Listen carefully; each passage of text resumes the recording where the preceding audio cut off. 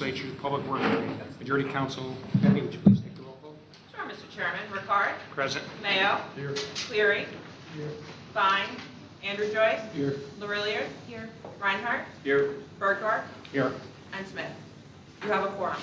Thank you. First item on the agenda is to approve the previous month's minutes. Did everyone have a chance to read them? Would someone like to make a motion on that? Mr. Mayor makes a motion. Do I have a second? All those in favor? Opposed? Motion carries unanimously. All right, the second item on the agenda was tabled at the request of sponsor.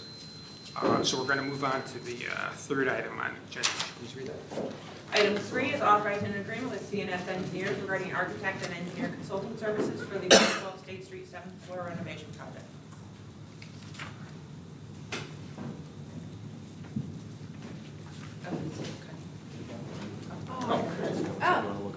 So this is just kind of the initial step of the 7th floor renovation that we've talked a little bit about at different stages. But essentially, this is a 2025 project, envisioning that the 7th floor would be renovated to allow for more collaborative work, but also, and most importantly, would be configured to create a large meeting room that the legislature would use for meetings like this, that would have state-of-the-art technology capacities, microphones, video capacities, so we're not reconfiguring cameras and having little sections set out at weird angles so we can see speakers, which we've done at different meetings. But we think it's an important priority for the legislature to have space like that that will accommodate all of our needs in our public meetings and that sort of thing. So it's just the beginning, lots more to come. Thank you, Chairman. Do any of the legislators have any comments or questions? Bill, is this $129 just for the engineers, $129K? That doesn't include any of the actual functional changes? That's right, that's right. Just This is the planning tools. planning the renovation of the entire floor with, like I said, the focal point being creating space that the legislature would have as our space for meetings like this and so forth. So, yeah. But I like the $129 better. 129. That'd be nice. Round off to zeros. Is there any other questions on this item? Would somebody like to make a motion on it? Bergdorf makes a motion. Do I have a second? Mr. Mayor seconds. All those in favor? Aye. Opposed? Motion carries unanimously. All right, would you please read the fourth item? Item 4 is authorization to renew lease agreement with MVP Health Plan regarding suite number 2 at the MVP Arena. General Manager Belberg. Welcome, sir. Thank you. This is a pretty standard renewal for our naming rights partner suite, which is MVP Healthcare. It's a $51,000 per year contract, three-year term. Starts on January 1st and ends on December 31st, 3 years later. Okay. Do any of the legislators have any questions on this item? Bergdorf? There was a whole package of stuff that we got and MVP got with the naming rights. Obviously, the suite was not a part of that. No, Okay, No. so that this is a freestanding, they pay on top of the same as 600. everybody else. Yeah, they pay $600,000 a year for the naming rights plus $51,000 in addition to that. Okay, so thank Yep. you. A year. Per year. Yep. Is there any other questions from any of the legislators? Would somebody like to make a motion on this? Mr. Bergdorf makes a motion. Do I have a second? Mr. Mayo seconds. All those in favor? Aye. Opposed? Motion carries unanimously. Thank you. Thank you, sir. Item 5 is authorizing an agreement with Kone Inc. regarding elevator improvements for the Spruce Street Garage Improvement Project. Evening, Jim. Mr. Latinas here. As you know, we are revamping the Spruce Street garage over at Spruce Street for the county parking. The elevator has been out of service there for quite a while. We brought Corning in under the U.S. Communities contract to come in and look at it. This is the price that they've given us. It's $199,000 for the renovation. We put contingency money in there of $107,000 because we're not quite sure if we have to replace the piston on that elevator, so it's in there in case we need it, and with a $32,000 other contingency for unseen for repairs on that elevator. Thank you. Do any of the legislators have any questions on this item? Somebody like to make a motion on it? Mr. Bernhardt. Do I have a second? Mr. Reinhardt, seconds? Yep. All those in favor? Opposed? Item carries unanimously. Item 6 is authorizing an agreement with MCT AT Services regarding the Hall of Records ramp and stair replacement project. Yes, we put out a bid for the ramp and stairwells down at the Hall of Records. They've reached their useful life, from salt and over the years of weather. Replaced the hand railings, the ramps, and the stairs at the Hall of Records. The price on that is $192,000 with a 20% contingency of $38,000 at this time. Thank you. Do any of the legislators have any questions on this item? Somebody like to make a motion on it? Mr. Reinhardt makes a motion. Do I have a second? Mr. Berdorf, seconds? All those in favor? Opposed? Motion carries unanimously. Please read the Senate item. Item 7 is amending an agreement with Gilbane Building Company regarding construction management services for the Capital District Juvenile Detention Facility. Yes, this is, Gilbane was hired at the start of this project for construction management of the Juvenile Detention Center. Their initial cost was $869,000 with the term ending in December 31st of 2024. At one point, Gilbane, a year or so ago, came to us asking for additional funds that we kind of went back and forth, and we kind of denied them for additional funding at that point.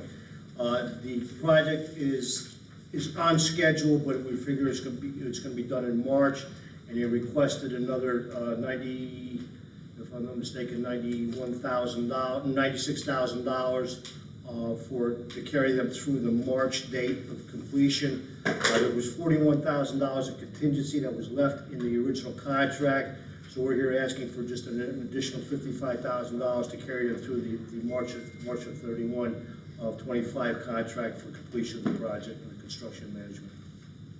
Thank you, sir. Do any of the legislators have any questions on this item? Somebody like to make a motion on it? You guys got to participate here. Mr. Reiner makes a motion. Do I have a second?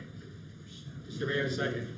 All those in favor? Opposed? Motion carries unanimously. Now, we're going to go a little bit off the agenda here, so we're going to go to item number 30. Item 30 is authorizing the utility easement to Niagara Mohawk Power Corporation regarding the installation of utilities on property located at 770 and 780 Albany Shaker Road, along Hill House Road in the town of Colony.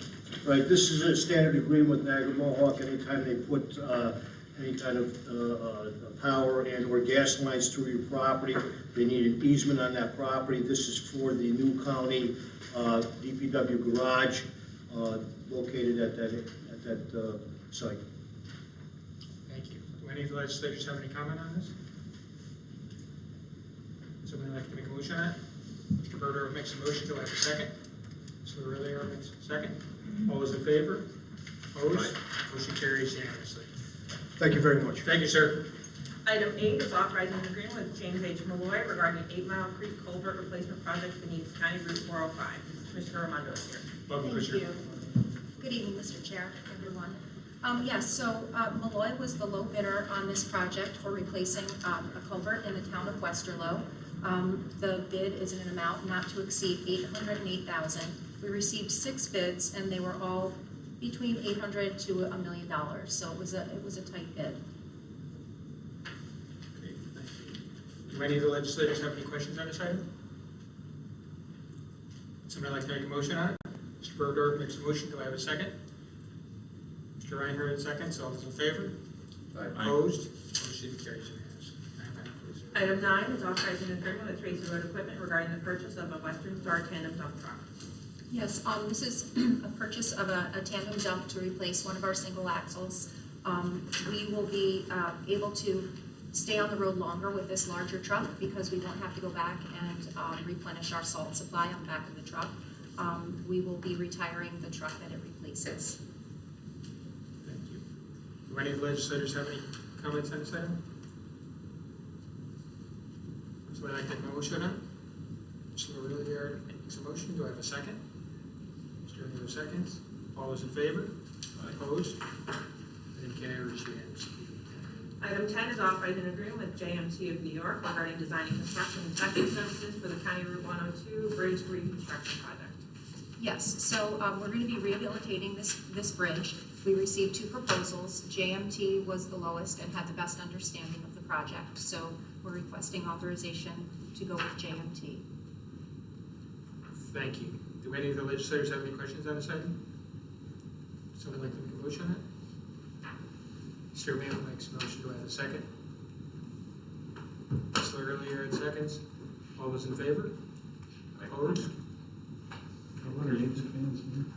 What's that? A lot of Yankee fans.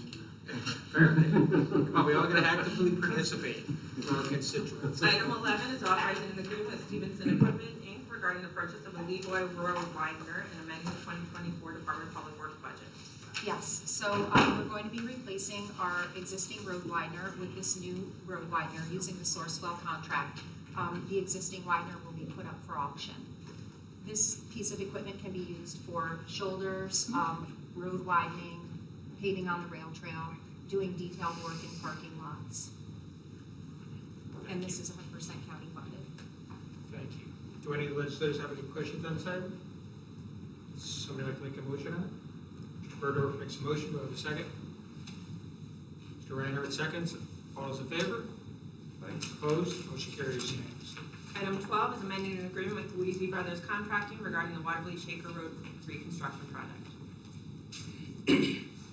Yes, so we're requesting to amend Louisi Brothers' contract in an amount of $1.691 million due to lack of utility lumen from moving their utilities in a timely fashion, which prolonged the construction season and caused a lot of extra work for the contractor in order to get the road operational for winter operations during the plow season, and then pick up the project again this spring. Questions? Okay, yeah, I'm sorry. Thank you, Commissioner. Yeah. Do any of the legislators have any questions on this item? I Mr. do. Burdorf? We've sort of talked about this as we've gone along, but this particular cable vendor, were we able to find in either the town's licensing agreements with them or whatever general section of law makes them responsible for not acting upon municipal direction to move their So stuff? I did not look into the towns. I'm gonna make a note of that request to Well, look because into the everybody town's that's in the agreement. public roadway has to have an agreement with the town, right? If they're on a, If they're on the town pole. Just to add something you were saying, I don't know if the Commissioner's Yeah, gonna I'm sorry. add it too. It's my understanding though that the county attorney is looking into this to see if there's Okay. any legal recourse to recoup any funds expended, is that correct? Yeah, I was going to say that we're exploring all legal options to be able to try to recoup this money. I should say too, that the estimate, the $1.6 million estimate is, we're not going to be charged quite that much. That was an estimate back in when we had to come up with something for them to continue their work because it was just unsafe for the road to be left in the condition that it was in during the winter operations. So there's a few items, like a $100,000 item that they assessed for winter operations, which we will not have to pay because we had such a mild winter. They to use any extraordinary means in order to keep the traffic open throughout the winter.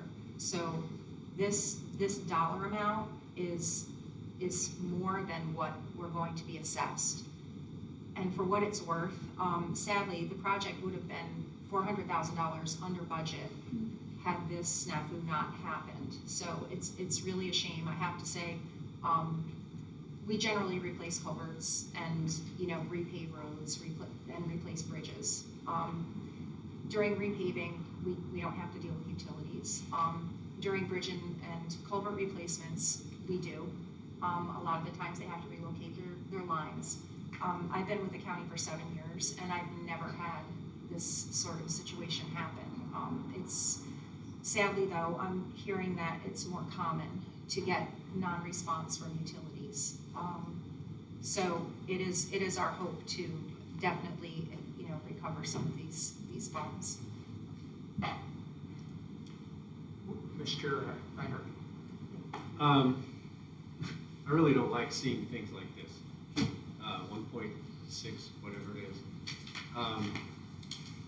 Given what you just said, Lisa, is there a way to make sure that when we know utilities are involved in a construction situation, we kind of address it up front, so we don't get halfway into a project and then have this kind of thing happen? So we know up front what the situation is and we can avoid this kind of overrun?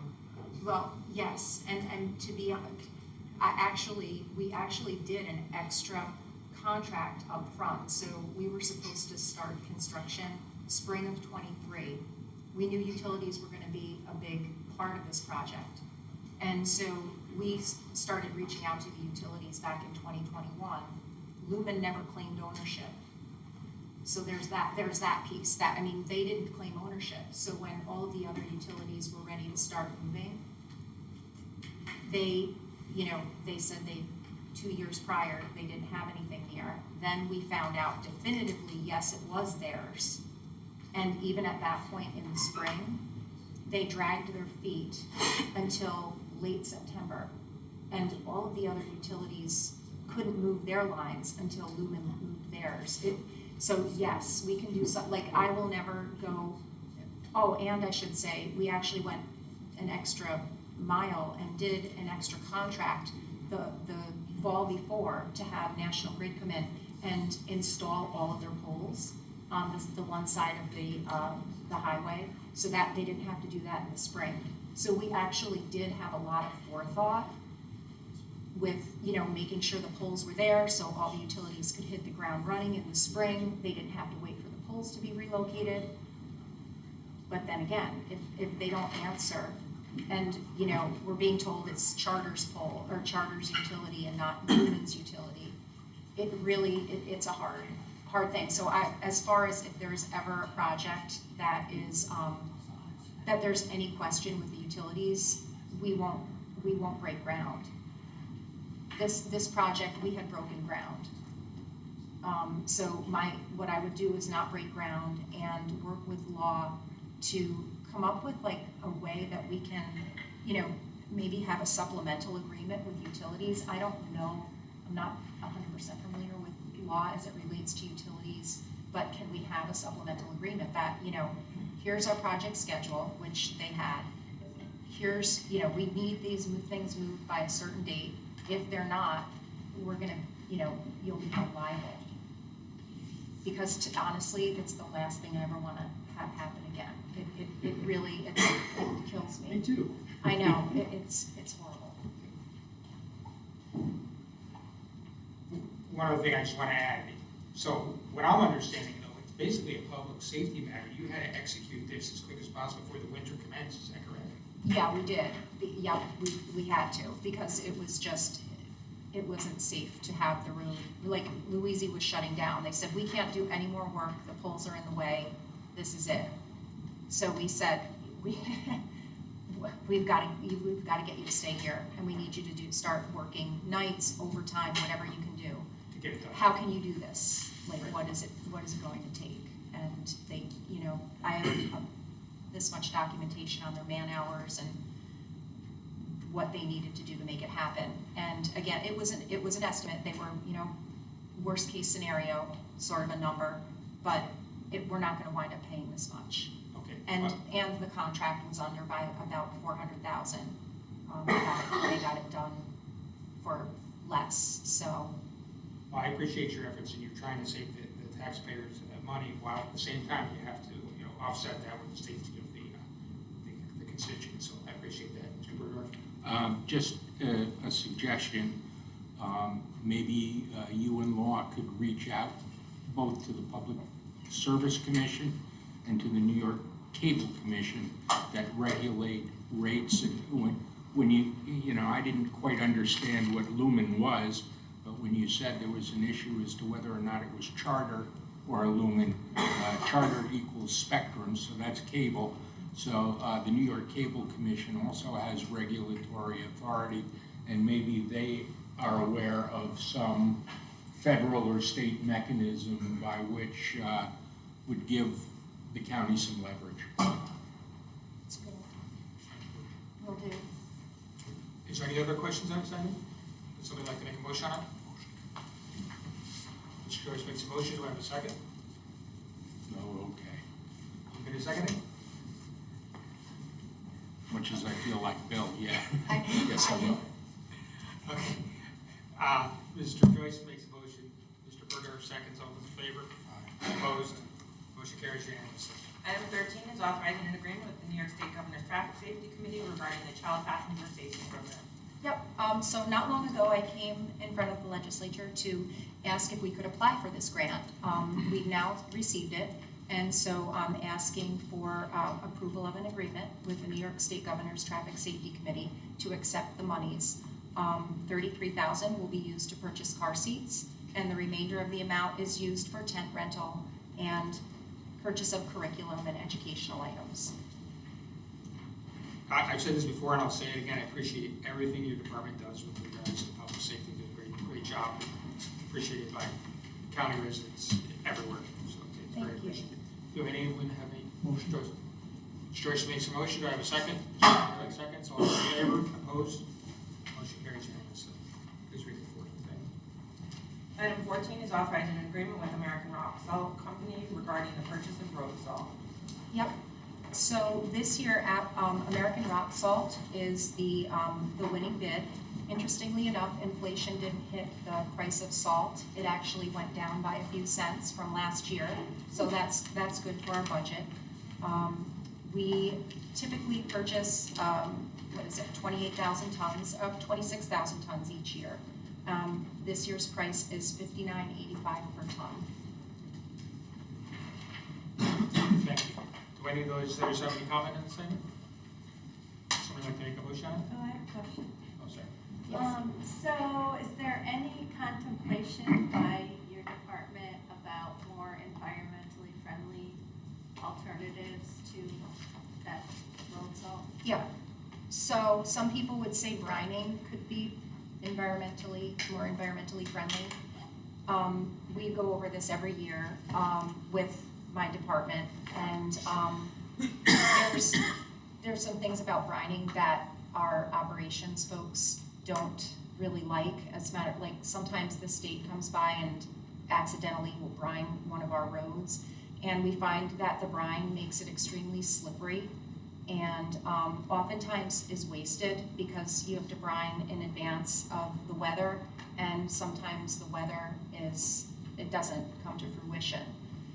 So I'm always being asked to contemplate that, and at this time, we're comfortable with the way we're able to keep the roads open with our salt. And there is debate as to whether or not you actually use less salt, because the brine is made of salt, of course.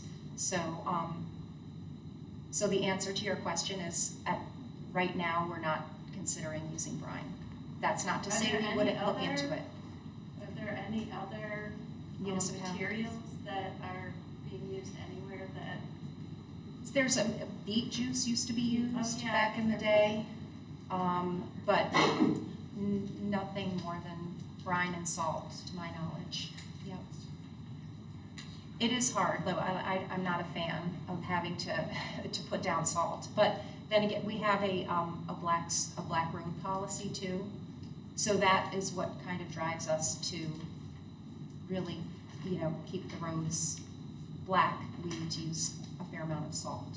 So if that policy were to ever change, that would be something that would enable us to use less salt.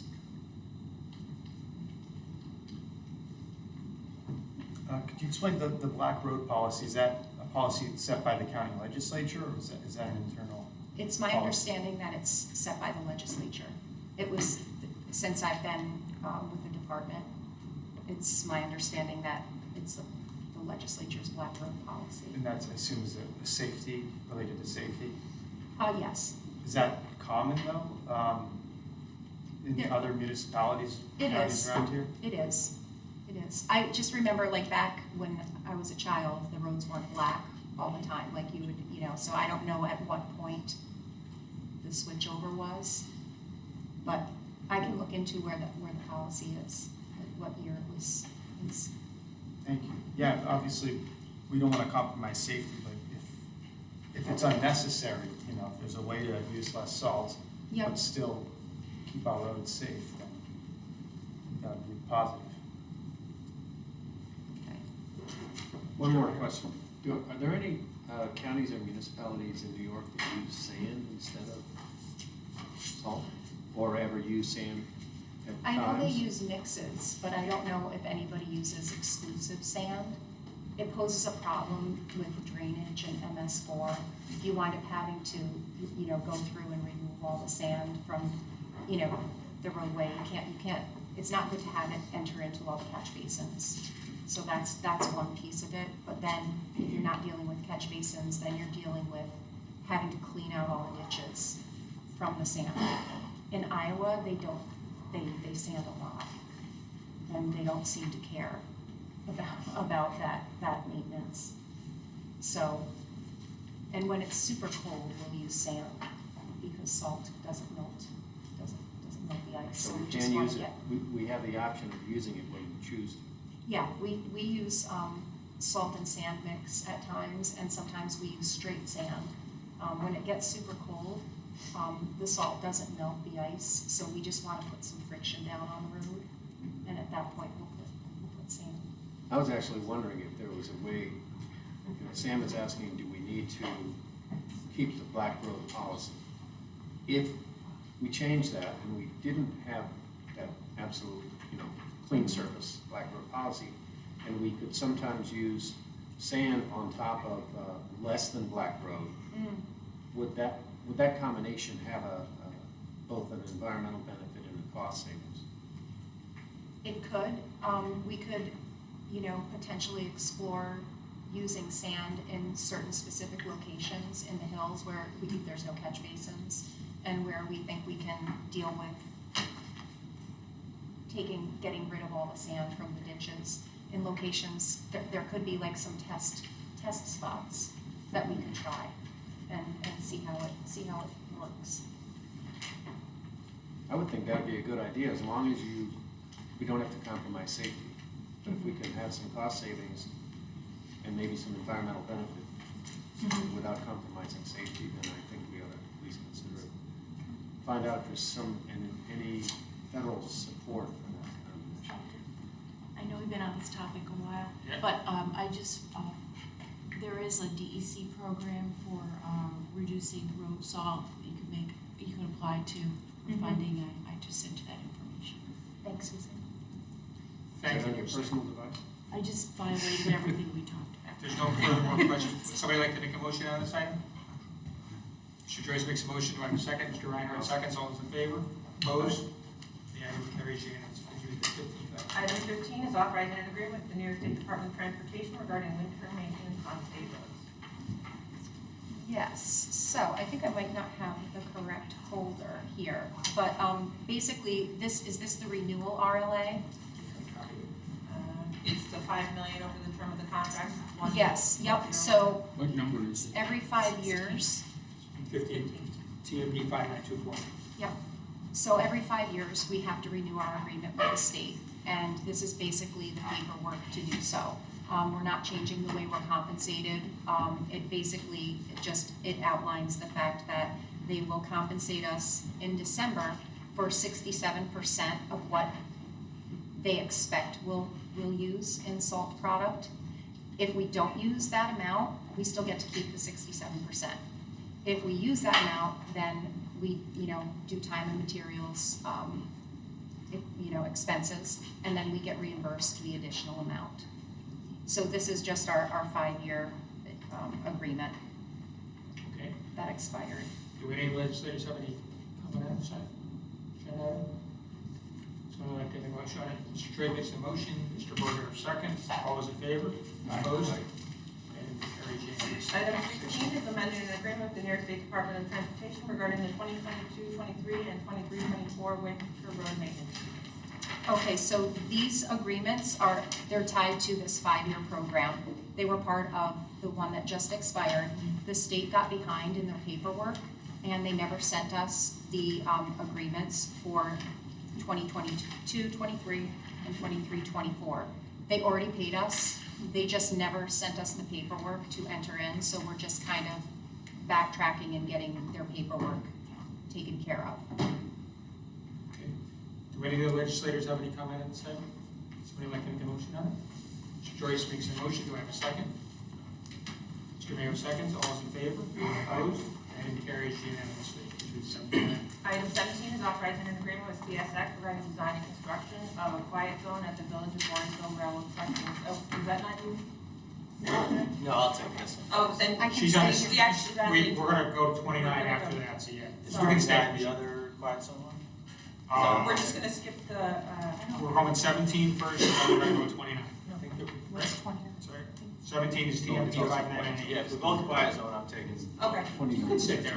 I'll stay. I'll stay because you're part-time. So we're Thank down. you. 17, yeah. So 17 first, and that's the Yeah, no, CSX we're gonna go Yeah. 29. construction agreement, sure, thank you. So there are 2 items that are a long time coming, as Mr. Reinhardt can attest. But the first is seeking authorization to enter into an agreement with CSX Transportation for the construction of a quiet zone, and from a construction standpoint, that means dual gates on both sides of the road, which allows you to then apply to be a quiet zone because of the increased safety, and then the many trains that pass through there on a regular basis are not mandated to sound their horn when passing through. So this is something that the county has been working on with the village and the town for almost actually more than a decade now, in one form or another, but we're at the finish line, and this is the agreement. When you do work on a railroad, the railroad does the actual construction. So we are entering into an agreement where our grant funding will support their construction of these gates. So happy to answer any questions. Actually, I'm quite familiar with this, because we did this years ago in the city of Cohoes at various gates. So unfortunately, the rail CP, Canadian Pacific, still goes through and still does that horn though for whatever reason, even though they're not supposed to. They say 5 years later, but it's neither here nor there. So, do any of the legislators have any comments on this, Mr. Reinhardt? I'm not sure where to start. First of all, I want to say, Luke, I know how hard you've been working on this among all the other things that you do, and I really appreciate that we're now at this point where we may actually reach closure on this, combined with item 29. Choosing my words carefully, do you see any other issues that could come up and keep this from happening? This started before I joined the legislature. And I found when I was meeting people in Voorheesville, this was the #1 issue that they had for many people in what I'll call downtown Voorheesville. I mean, I really hope we're now at the point where things are going to move and we're not going to hit another roadblock. I mean, you've had so many conversations with me about, okay, we thought this was clear and then it wasn't, and it's like, are we now at that point where we can confidently say that all of the county efforts will be successful with our partners? So, Am I clear enough? yes, Very it's fair characterization. There's a lot of complexity to this one for a lot of reasons, some having to do with the source of funding, some having to do with the work needing to be done with the railroads. I think getting to the point where we have a negotiated construction agreement that says what both sides needed to say clears those hurdles, and getting to the point where we are fully funded with both grants. So there's already been a grant accepted, as you're aware, through DASNY, and this is the second, which brings us to fully funded. So while I never want to say that I can 100% assure that nothing will go wrong, we are in a very good position, and I don't see any major hurdles in front of getting this started. Good. And That's like I all. said before, I will test that this does work. It really does. They just gotta make sure they're not doing it sometimes, shall I say. It does work when it goes. So it's a great thing to have. Is there any other questions on this item? Somebody like to make a motion on it? Mr. Reinhardt, I you're I'll gonna make a motion and I'll second. I don't know if that's No. legal, but. Mr. Van House, seconds. All those in favor? Opposed? The item carries unanimously. All right, now we're gonna go to that, 29. Item 29 is authorizing an agreement with the Dormitory Authority of New York State regarding the Village of Voorheesville Railroad Crossing Improvement Project and amending the 2023 capital improvement project. So as we sort of just discussed, the primary grant for this project is $340,000, which has already been secured. This is the award of the second grant of $80,000, bringing us to the full $420 to be able to fund the project. So this is just authorizing our ability to contract with DASNY to accept that funding. Thank you. Do any of the legislators have any question on this item? Mr. Not a Reinhardt? question. You gonna make a motion, or are you gonna make a motion? Well, I just want to say I'm really happy. And now I'll make a motion. That's good, and Mr. Reinhardt makes the motion, second by Mr. Joyce, all those in favor. I'll get you next time. I already got about 5 for you, I think. All those in favor, opposed? And it carries unanimously. Thank you. All right. Thank you, sir. So now what we're gonna do is we're gonna do items 18 through 28, is that correct? 18 through 28.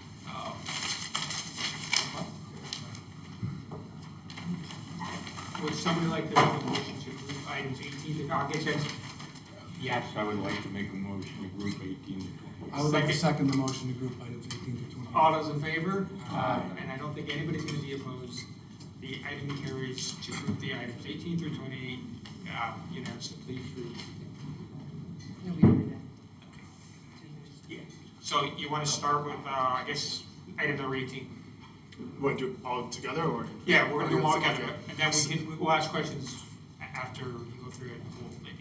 Well, thank you for grouping all these RLAs together. I want to appreciate that.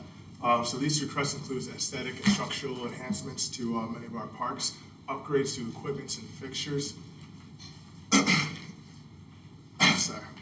and the introduction of age-appropriate exercise equipment and opportunities.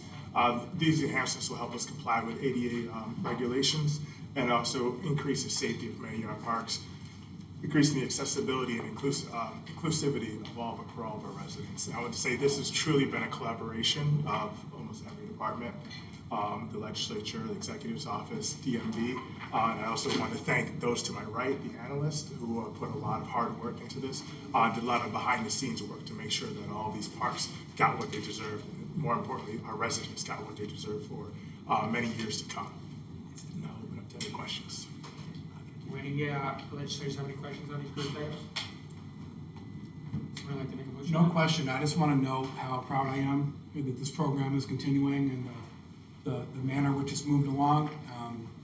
This is one of those items that came out of the pandemic. We're kind of racking our brain to figure out what we can do to help the people of the county. And I think what we learned from the pandemic was reconnecting individuals in the county to nature, to the recreational assets in Albany County. And it reminds me of my friend, late Matt Peter, who had Washington Park in mind. So it's wildly exceeded my expectations. I hope it can continue, and great work. So thank you. Chairwoman Cunningham? Yeah, I was gonna say, thank you. Really appreciate the partnership with, your department and also the county exec. And I also want to thank, Andrew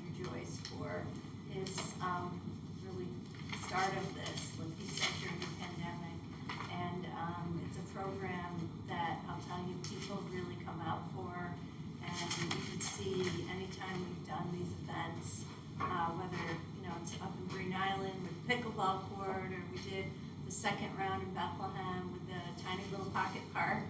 And parks are just so important in the fabric of really just every community. You know, we awarded this round 4 in the city of Albany, and again, you know, green space is green space wherever it is, but it's so appreciated. So I'm sure Andrew will be continuing this next year and appreciate that this is really the good work. One of the, you know, good policy programs that not only came out of, you know, a time when everyone needed that outdoor space, but that we're going to continue this and make sure that we continue to prioritize parks and playground improvements. So thank you for your work on this. Appreciate that. Mr. Reinhardt? I too am very happy with this. I just want to comment on the fact that, as you said, in many of these projects, you're dealing with ADA compliance. I have a daughter in a wheelchair who lives at home with me still, even though she's an adult now. That population is often overlooked when it comes to recreation. And so I think it's really good that we are acknowledging that population. It's going to be a growing population in town, including a lot of elderly about my age and a little older. So I think it's really great that you're doing this, and I want to say thank you. Would somebody like to make a motion to approve the grouped items? Mr. Yes. Gerber makes a motion, second by Mr. Reinhardt. All those in favor? Aye. The item is carried. Thank you very much. Thank you, sir. Appreciate all Appreciate your it. efforts. Look forward to working with you on more situations like this in the future. I'll share the thanks with everyone here. That concludes the our meeting for this evening. Do I have a motion to adjourn? Motion. Mr. Joyce makes a motion. Do I have a second? Somebody got a second? Mr. Ray, a second? Call the meeting adjourned.